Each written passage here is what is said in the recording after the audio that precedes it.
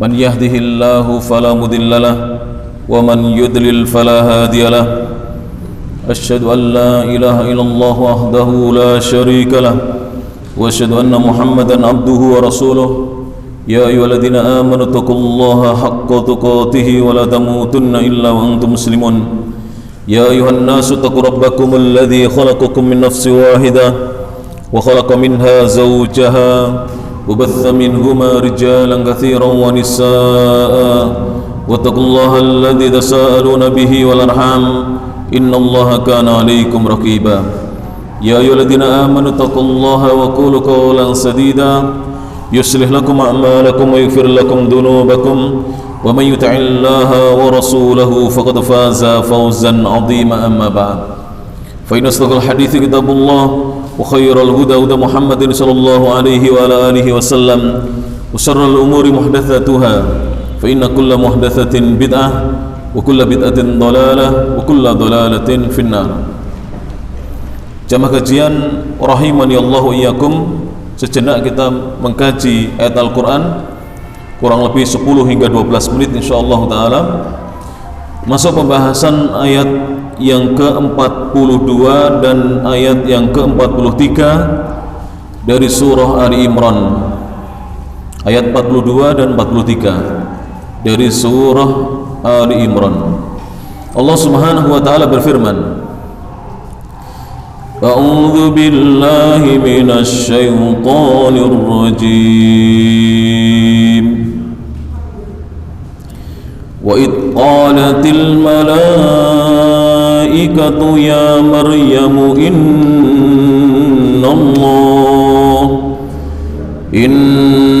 innallaha astafaki wa tahharaki wastafaki ala nisa'il alamin. Ya Maryam qunuti li rabbiki wasjudi warka'i ma'ar raki'in. Allah berfirman sebagaimana dalam surah Ali Imran ayat yang ke-42, wa'id, dan ingatlah, qalatil malaikatu, ketika malaikat-malaikat berkata kepada Maryam, ya Maryamu, wahai Maryam. Maryam siapa para jamaah? Ibundanya Nabi Isa, putranya Imran. Wahai Maryam, innallaha astafaki, sesungguhnya Allah Ta'ala telah memilih dirimu, wa tahharaki, dan Allah telah mensucikan dirimu, wastafaki, dan Allah telah memilih atau melebihkan dirimu, ala nisa'il alamin, atas wanita-wanita yang ada di alam semesta ini. Dan disebutkan para jemaah, kamu laminan nisa, di antara wanita-wanita yang sempurna akhlaknya, sempurna agamanya, sempurna ibadahnya, sempurna ketakwaannya, itu hanya sedikit di kalangan wanita. Di antaranya siapa? Asiyah, istrinya Fir'aun, walaupun Fir'aun itu kafir tapi istrinya mukminah. Maryam, ya, ini bintu Imran, kemudian Khadijah dan Fatimah. Khadijah istrinya Rasulullah SAW dan Fatimah putrinya Rasulullah SAW, dan beberapa wanita yang lainnya. Jadi tidak banyak, dan Maryam ini tergolong adalah wanita yang sempurna. Allah berfirman, malaikat berkata kepada Maryam, ya Maryam, wahai Maryam, innallaha astafaki, sesungguhnya Allah telah memilih dirimu wahai Maryam, wa tahharaki, dan Allah juga telah mensucikan dirimu, wastafaki, dan Dia telah memilih dan melebihkan dirimu, ala nisa'il alamin, atas wanita-wanita yang hidup di alam semesta ini. Para ulama berkata, wadhkur, ingatlah, ayyuhar rasulu, wahai rasul, wahai Nabi Muhammad sallallahu alaihi wasallam, hina qalatil malaikatu, ketika malaikat berkata, ya Maryam, wahai Maryam, innallaha akhtaraki, sesungguhnya Allah telah memilih dirimu, li ta'atihi, untuk engkau mentaatinya. Jadi Allah memilih Maryam menjadi wanita yang taat kepada Allah, wa tahharaki, dan Allah telah mensucikan dirimu, minal akhlaqir radhilah, dari akhlak-akhlak budi pekerti yang tidak baik, yang rendah. Jadi Maryam dibersihkan dari akhlak-akhlak yang rendah. Wakhtaraki, dan dia telah memilih dirimu, melebihkan dirimu ala nisa'il alamin, atas wanita-wanita yang hidup di alam semesta ini. Fi zamaniki, di zamanmu.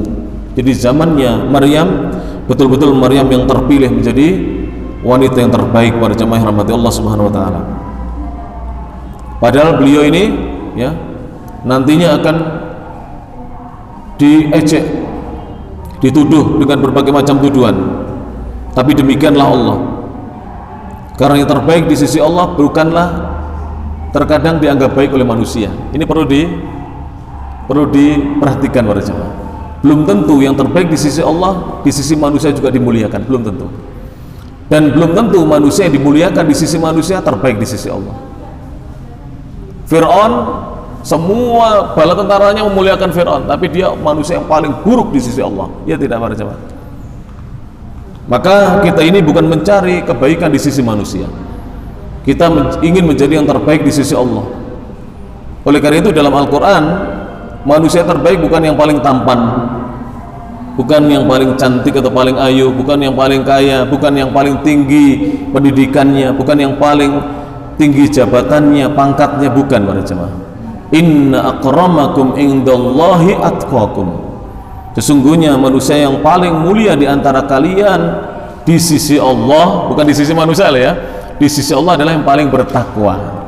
Jadi bisa jadi yang sholat di masjid yang tidak punya kedudukan, dia yang paling bertakwa di sisi Allah Subhanahu wa taala. Dia yang paling bertakwa di sisi Allah. Baik, ayat yang terakhir pada jamaah yang berikutnya, yang ke-43.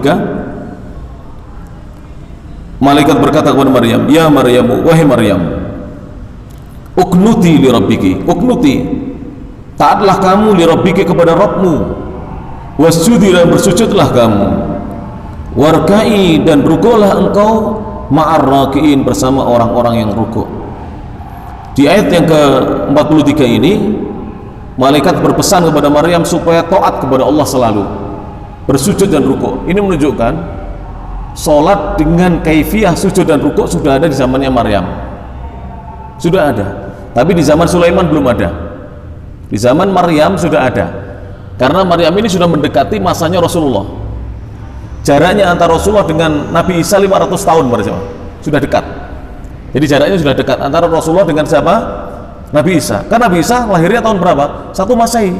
Rasulullah 571 Masehi lahirnya. Hanya berjalan 500 tahun lebih sedikit, 571 tahun. Ini jaraknya antara Nabi Isa dengan siapa? Rasulullah SAW. Dan sholatnya hampir mirip sudah. Tapi sholatnya nabi-nabi terdahulu itu ada yang hanya sekedar berdiri tanpa ada rukuk dan sujud. Kita lihat tafsirannya para jamaah. Ya Maryam, wahai Maryam, dawimi ala ta'ati li rabbiki. Hendaknya engkau selalu, engkau rutinkan untuk mentaati Rabbmu.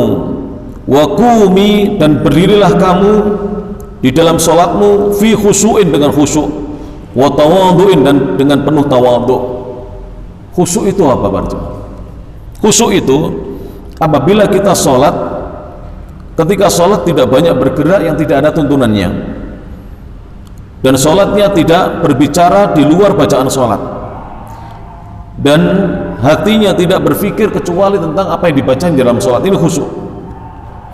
Kemudian yang dimaksud tawadhu adalah ketika sholat betul-betul tawadhu, merasa rendah diri di depan Allah Subhanahu wa taala, di hadapan Allah Subhanahu wa taala. Oleh karena itu, di antara contoh sholat tawadhu itu adalah pandangannya ke tempat sholat. Di dalam sholat tidak boleh pandangan kita ke depan atau ke atas. Ke depan makruh pada jemaah, ke atas haram. Jadi kalau ada orang sholat misalnya mandang ke depan aja dadanya temannya, memandang punggungnya temannya, ini makruh, dibenci, mengurangi pahala. Kalau memandang ke atas itu haram. Mana memandang yang disunahkan? Ke tempat sujud. Dan ini termasuk apa, bentuk-bentuk apa pada jemaah? Ketawaduan. Coba jangan menghadap pimpinan terus memandang ke atas begini. Apa kata pimpinan kita? Sombong orang ini ya.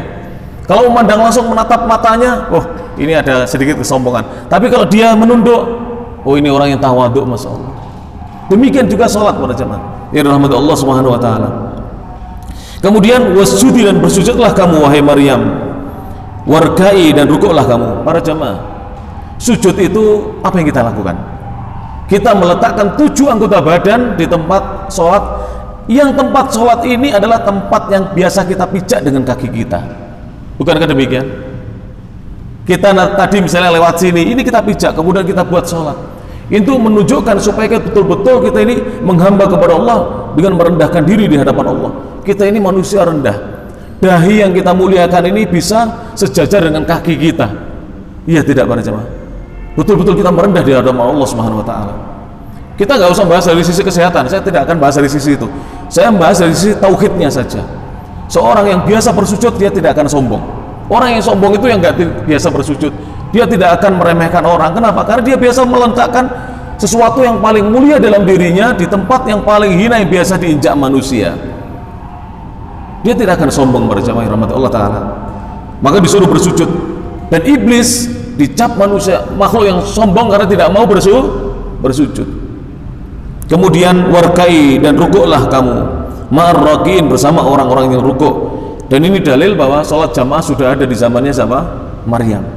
Kalau rukuk bersama orang-orang rukuk berarti bersama-sama ibadah di waktu itu. Tapi kaifiyahnya, tata caranya dan apa yang dibaca berbeda. Antara sholatnya para nabi itu berbeda para jamaah. Satu dengan yang lain berbeda. Dulu ibadahnya para nabi dahulu tidak pakai wudu. Kalau panjenengan membaca fikih ya, wudu itu baru disyariatkan di dalam syariat Islamnya Muhammad SAW. Jadi dulu nabi-nabi dahulu kalau ibadah tidak pakai wudu, sebagaimana Nabi Muhammad SAW. Kalau kita sholat tanpa wudhu tidak sah, walaupun sholat kita sudah bagus. Dan ini disebutkan oleh para ulama bahwa wudhu ini adalah amalan yang khusus hanya disyariatkan kepada Nabi Muhammad. Termasuk makan sahur. Itu ulama-ulama mengatakan dulu para nabi berpuasa, tapi tidak ada syariat sahur. Dulu para nabi berpuasa dan berbuka, tapi bukanya ketika sudah keluar bintang, masuk waktu sholat isya, bukan maghrib. Jadi dulu bukanya itu malam sekali. Setelah selesai sholat isya, setelah bintang-bintang muncul itu setelah sholat isya, ketika hilang sudah mega merah di langit. Kalau sudah hilang mega merah, sudah masuk waktu sholat isya, baru mereka boleh berbuka puasa. Di umatnya Nabi Muhammad tidak, maghrib saja kita jam 4 sudah mulai lapar. Bayangkan kalau isya baru berbuka, kemudian tidak makan sahur, bagaimana? Umatnya Rasulullah umat yang lemah, kita ini umat yang lemah para jamaah rahmatullah ta'ala. Tinggal sedikit. Kemudian para ulama mengatakan syukran lillah. Kenapa disuruh rukuk dan sujud? Dalam rangka bersyukur kepada Allah alama aulaki min ni'amihi, atas apa saja yang Allah karuniakan kepadamu dari nikmat-nikmatnya. Bersyukurlah engkau kepada Allah ya Maryam atas nikmat-nikmat yang Allah berikan kepada dirimu. Mudah-mudahan bermanfaat para jemaah. Kita menjadi hamba-hamba yang banyak bersyukur. Jadi setelah kita kaji ini, mari kita meneladani Ibunda Maryam menjadi seorang yang bersyukur kepada Allah Subhanahu wa taala. Kurang lebihnya mohon maaf. Kita tutup dengan doa kafaratul majlis. Subhanakallahumma bihamdik, asyhadu an la ilaha illa anta, astaghfiruka wa atubu ilaik. Wa akhiru da'wana anil hamdulillahi rabbil alamin. Tsumma assalamu alaikum warahmatullahi wabarakatuh.